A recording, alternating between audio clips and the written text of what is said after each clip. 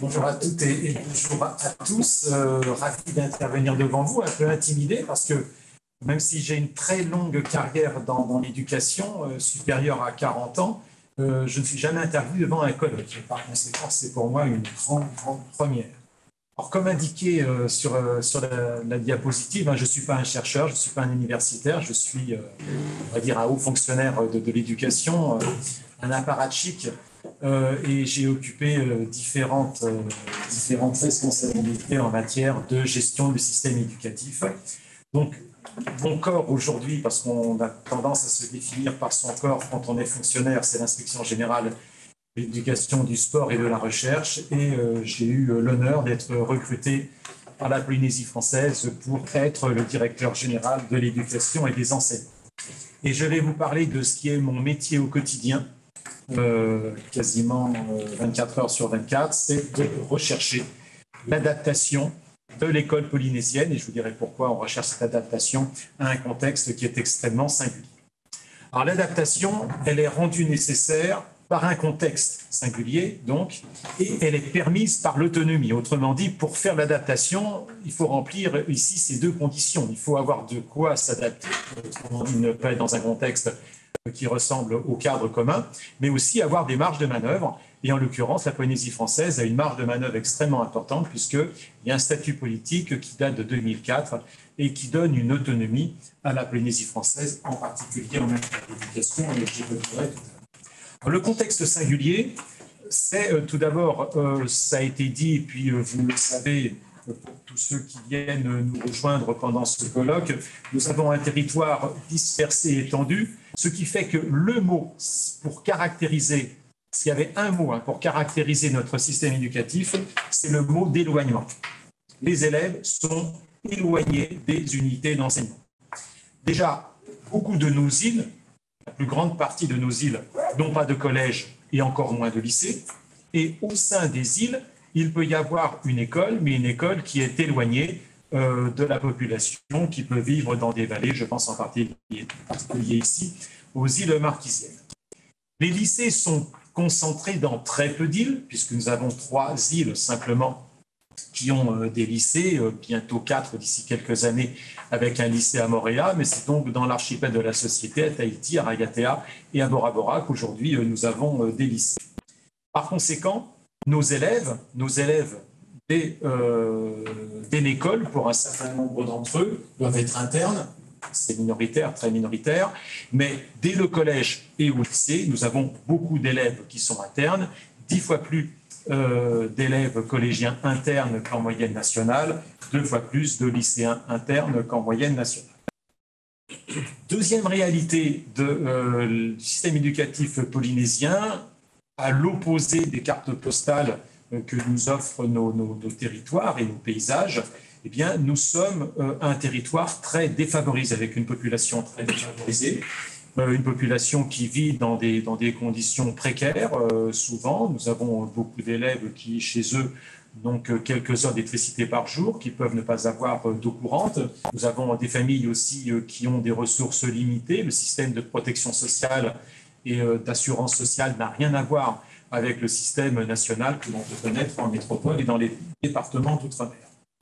Ce qui fait que lorsqu'on regarde les statistiques, nous avons 63% de nos élèves des collèges publics qui relèvent de catégories socio-professionnelles défavorisées. Dans un vieux rapport d'inspection générale, il a été dit que la Polynésie française était une vaste ZEP, une vaste zone d'éducation prioritaire. En termes statistiques, c'est une évidence.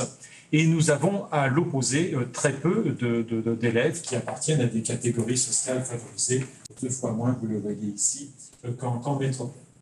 Et puis, troisième élément de contexte, le dernier élément de contexte, c'est le plurilinguisme. Alors, bien sûr, il y a d'autres territoires qui le connaissent. Nous avons la très grande majorité de la population qui est en contact avec d'autres langues polynésiennes. Nous avons un certain nombre d'élèves qui vivent dans des familles dans lesquelles une langue polynésienne est la langue parlée à la maison. Alors, c'est devenu très minoritaire, mais on a aujourd'hui environ, ça date du dernier recensement. Il y a un recensement qui est encore Polynésie française, donc nous verrons ce que dira ce que diront les chiffres récents. Mais dans le dernier recensement, nous avions environ 15% des adolescents qui vivent dans une famille dans lesquelles la langue la plus couramment parlée à la maison est une langue polynésienne. Et bien évidemment, le français est la langue de scolarisation, le français étant largement parlé et compris par l'ensemble de la population. Donc, deuxième élément préalable à l'adaptation, outre le contexte singulier, c'est l'autonomie. Donc la Polynésie française est une collectivité autonome. Elle a compétence quasi générale en matière d'éducation et elle a fait le choix du système éducatif français. C'est-à-dire que nous mettons en œuvre le socle commun de compétences, de connaissances et de culture, nous mettons en œuvre les programmes de l'éducation nationale française et nous préparons aux diplômes, aux différents diplômes, je parle de l'enseignement scolaire, mais c'est vrai aussi de l'enseignement supérieur, donc du CAP jusqu'au BTS. Nous avons ici des diplômes, on verra tout à l'heure comment on s'adapte par rapport à ça. Pour exercer les compétences en matière d'éducation de la Polynésie, il y a un ministère, vous avez vu tout à l'heure la ministre de l'Éducation de la Polynésie française, Christelle Lehartel, et puis il y a une administration qui s'appelle la Direction générale de l'éducation et des enseignements que je dirige, qui est récente, hein, elle date simplement de 2014, et elle est la fusion de deux anciennes directions qui existaient depuis un peu plus longtemps et qui distinguaient la direction d'enseignement primaire et la direction des enseignements secondaires. Cette administration prend en charge des compétences très, très variées, qui sont celles, on va dire, d'une autorité académique en métropole, comme la répartition des moyens d'enseignement, l'affectation et les mutations des personnels enseignants, le numérique éducatif, l'orientation et l'affectation des élèves. Mais nous prenons aussi, et nous avons des compétences qui seraient celles d'un conseil départemental ou d'un conseil régional en France hexagonale ou dans les départements d'outre-mer, puisque nous sommes compétents en matière, par exemple, de transport scolaire. Nous sommes compétents aussi en matière de construction et en matière de maintenance des établissements du second degré.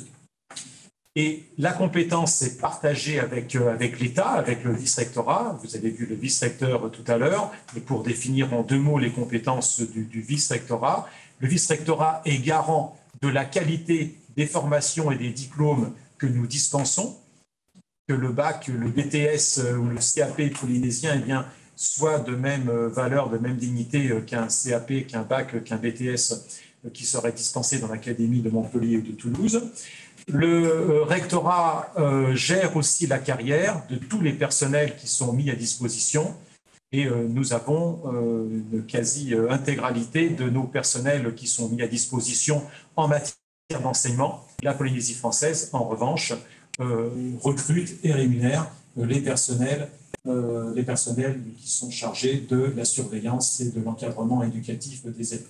Aussi bien pour l'entretien des collèges et lycées, pour l'enseignement dans le premier degré et dans le second degré, nous travaillons avec des fonctionnaires d'État qui sont mis à disposition, donc dont le salaire n'est pas pris en charge par la Polynésie française, mais pris en charge par l'État et donc par le vice-rectorat qui assume la gestion de la carrière de ces personnes. J'en viens maintenant au cœur du sujet, avec deux adaptations que je vais vous décrire. L'adaptation d'abord des programmes d'enseignement, et puis ensuite j'aborderai l'adaptation par la mise en œuvre d'expérimentations ou la mise en œuvre de dispositifs originaux.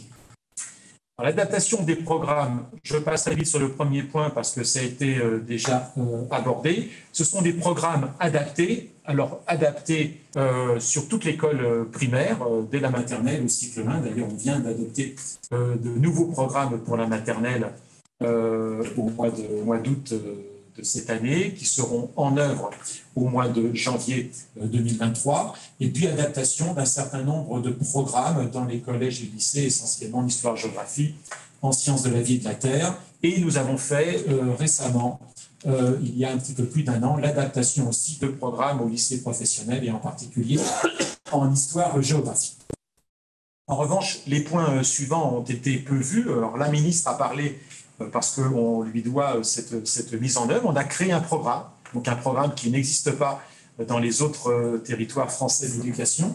C'est un programme pluridisciplinaire sur le fait nucléaire avec un objectif clair qui est de faire connaître aux élèves polynésiens, quel que soit leur niveau, parce que ce programme démarre au cycle 3 et va jusqu'à la terminale, ce qui s'est passé en matière de faits nucléaires à partir des expérimentations et leur permettre de connaître à la fois les faits et de disposer des différentes interprétations de telle sorte qu'en tant que citoyens ou futurs citoyens en fonction de leur âge, eh bien, ils puissent se faire leur propre opinion.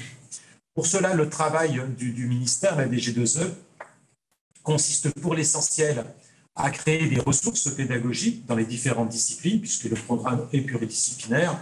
Si vous avez la curiosité d'aller sur la chaîne YouTube de la DG2E, eh bien, vous verrez que nous avons de l'enseignement du fait nucléaire en art plastique, en musique, en histoire, en sciences et dans d'autres disciplines encore. Et bien sûr, nous formons régulièrement les enseignants du premier degré et du second degré à cet enseignement.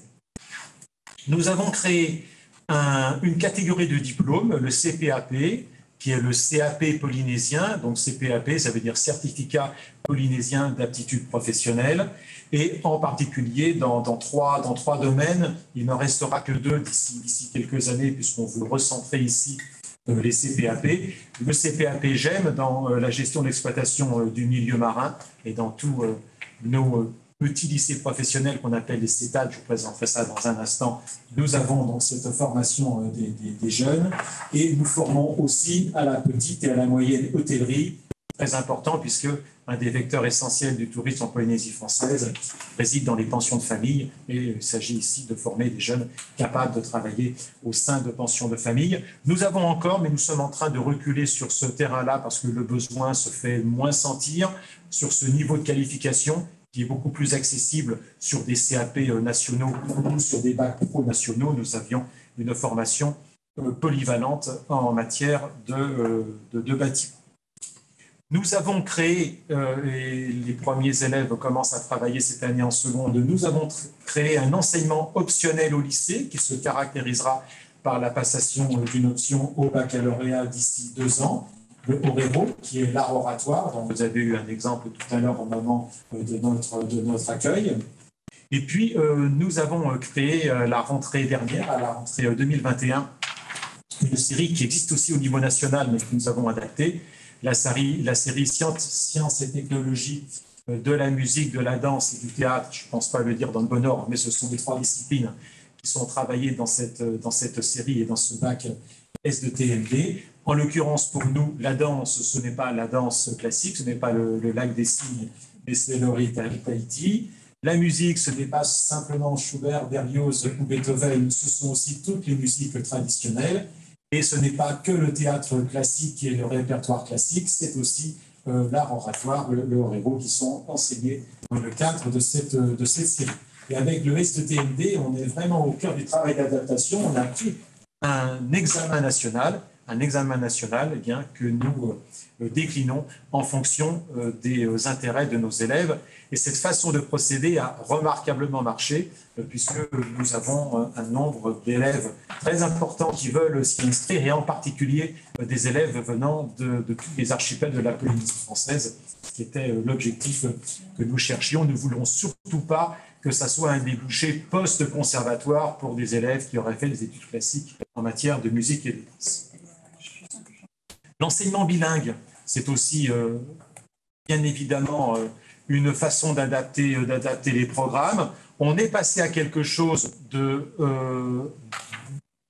d'ancré, vraiment d'inscrit dans le marbre.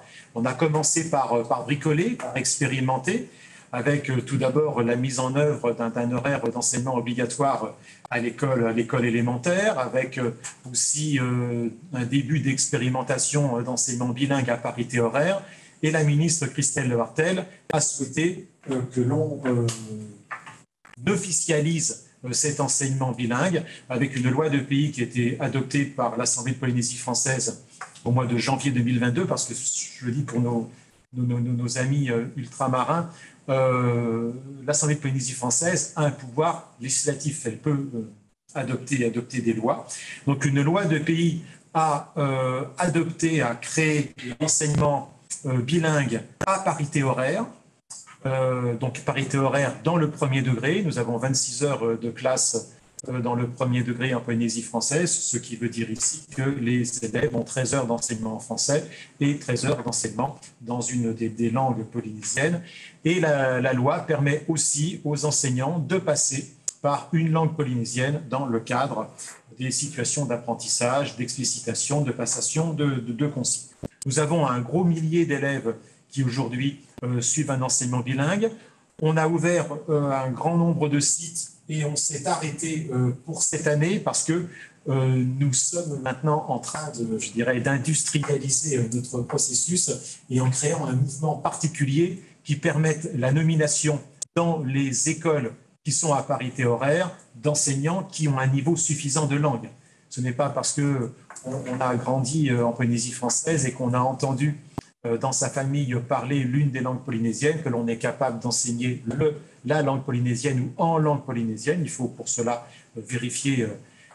On le faisait par un appel au volontariat dans un premier temps, mais maintenant que nous passons à une grande échelle, cette année, donc, nous créons l'habilitation à enseigner la langue polynésienne et en langue polynésienne dans le premier degré pour ouvrir donc d'autres classes. Et puis, il y a une extension progressive dans le second degré. Dans le second degré, au cycle 3, c'est facile. En classe de 6e, nous avons un enseignement à la fois de la langue polynésienne et un enseignement d'une discipline non linguistique en langue polynésienne avec des professeurs des écoles qui sont locuteurs et qui viennent en classe de 6e. Pour le cycle 4, 5e, 4e, 3e, nous travaillons sur le modèle des sections euro ou des DNL. Autrement dit, nous avons créé une certification à enseigner une discipline non linguistique en langue polynésienne. Pour l'instant, nous le développons essentiellement au collège Tafereatu sur l'île de Moorea et la ministre s'est déplacée avec l'inspecteur général Laurent Bisset la semaine dernière et on a pu voir, par exemple, des cours de mathématiques ou des cours d'éducation physique et sportive en langue polynésienne. Et puis les établissements, en particulier avec les fêtes polynésiennes, utilisent beaucoup la valorisation du patrimoine culturel pour donner un sentiment d'appartenance à nos élèves qui constituent l'une des conditions favorables à des apprentissages.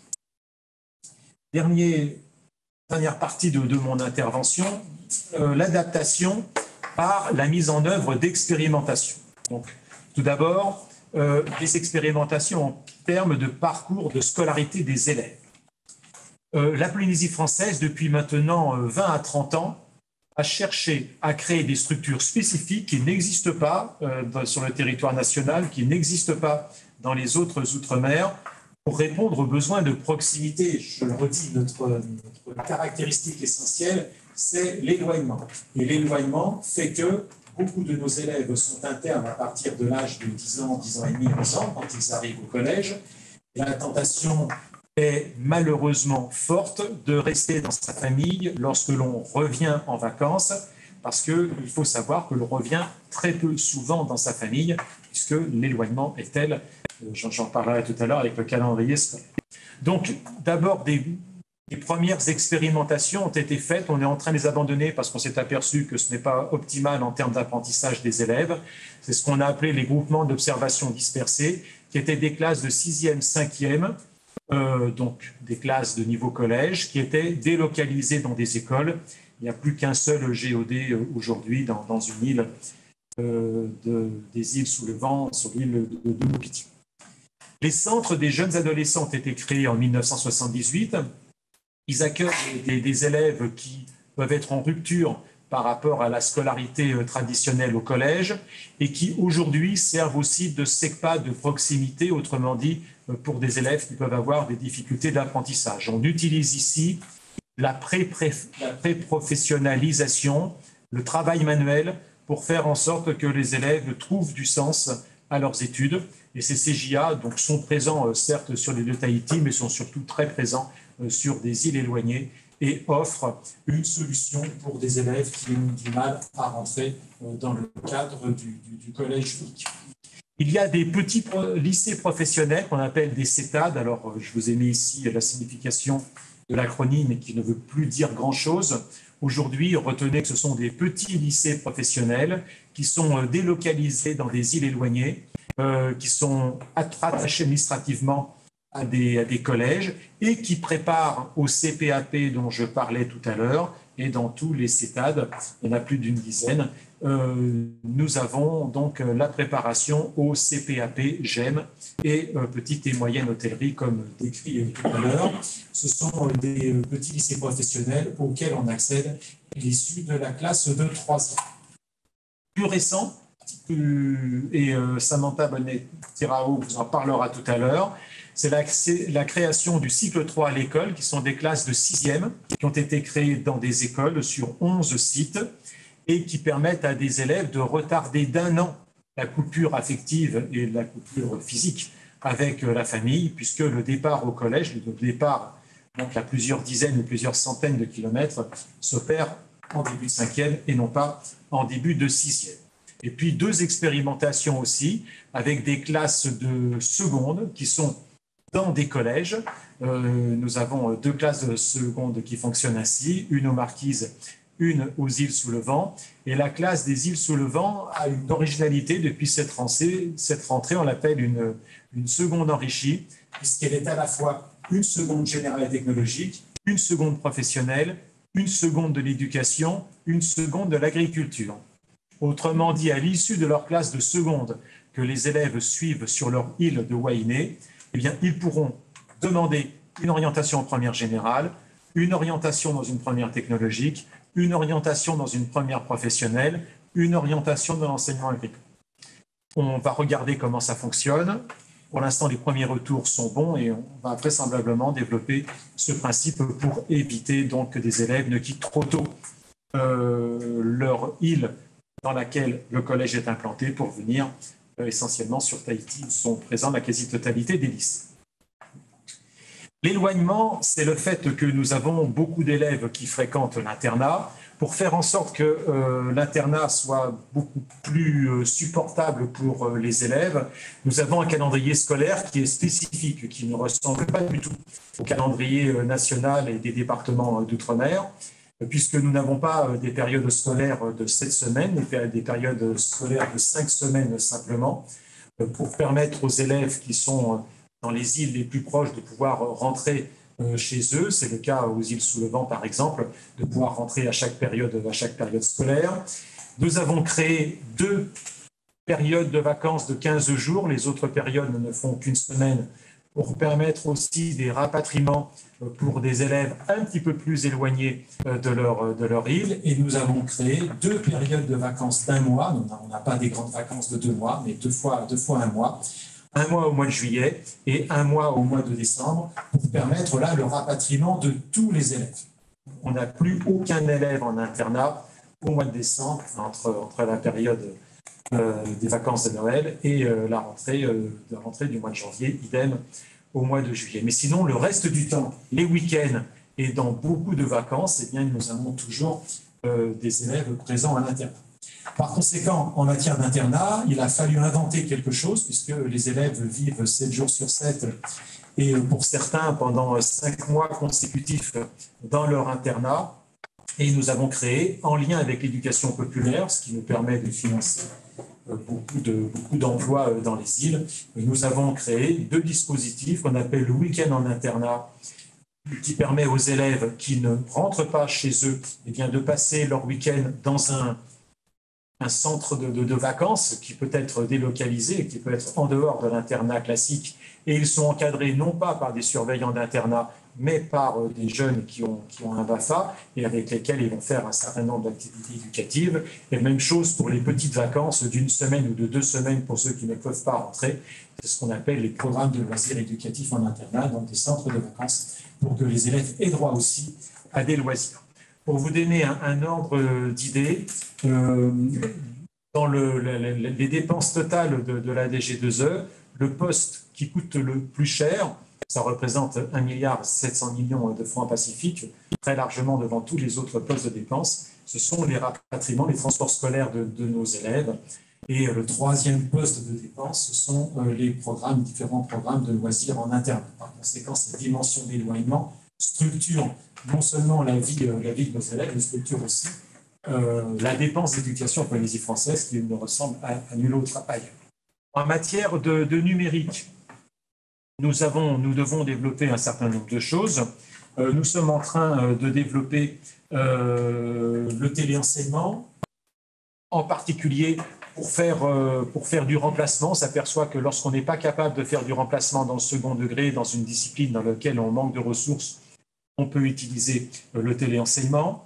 Nous produisons des ressources pédagogiques à la fois téléchargeables à bas débit dans les îles dans lesquelles il n'y a pas de haut débit, mais aussi utilisables de façon synchrone et en streaming pour les îles dans lesquelles nous avons du débit. Nous sommes en train de lancer un environnement numérique de travail de la Polynésie française, intégré de l'école maternelle jusqu'au lycée, ce qui est très différent de ce que l'on peut connaître dans les autres académies.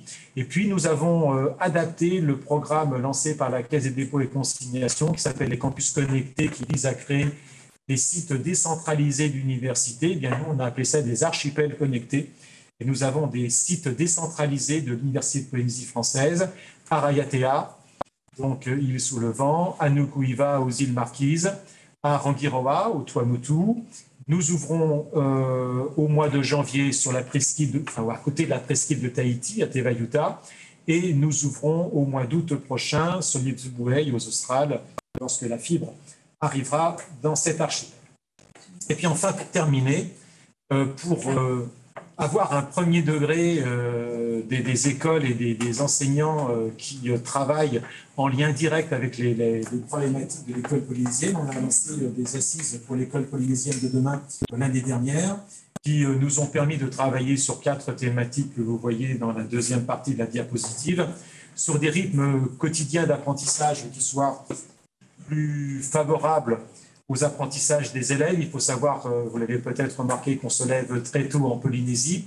Par conséquent, lorsque les élèves, comme cela se fait dans certaines îles, démarrent à 7 heures et finissent à 13 heures, puisqu'il pourrait pas y avoir classe l'après-midi, ça fait des matinées extrêmement longues et pas forcément donc favorables aux apprentissages. Donc, on est en train de modifier ces durées de classe hebdomadaires et journalières. Et nous travaillons aussi sur de nouvelles obligations réglementaires de service. Donc c'est ce que je peux vous présenter pour terminer. Nous allons prochainement présenter devant le Conseil d'État français, un projet de décret qui fera que les obligations réglementaires de service des professeurs des écoles travaillant en Polynésie française ne seront pas les obligations réglementaires de service des autres professeurs des écoles travaillant en France hexagonale ou dans les départements d'outre-mer, et avec en particulier, je ne rentre pas dans le détail des fourchettes parce que ce sont des fourchettes horaires pour les différents temps d'activités éducatives et culturelles, de formation, de coéducation, de participation au conseil obligatoire, parce que c'est en cours de discussion avec les représentants des personnels, et ce serait incorrect de ma part que de vous donner ces éléments avant qu'ils soient actés après le dialogue social et après la présentation devant les instances de dialogue social. Donc voilà comment nous travaillons en Polynésie française pour adapter à la fois nos enseignements et pour essayer de mettre en place des structures au plus près des élèves, parce que je le redis, l'essentiel est là. Si nous avons un objectif, c'est de favoriser la persévérance scolaire. Pour favoriser la persévérance scolaire, il ne faut pas créer les conditions du non-retour des élèves dans leur école, dans leur établissement, avec un éloignement qui serait trop compliqué à gérer, d'où des collèges dans les écoles, des lycées dans les collèges et l'université qui intervient même dans des lycées, dans des collèges, avec des archipels connectés pour faire en sorte de mailler le territoire au plus près de l'intérêt de nos élèves et des familles. Merci de votre attention.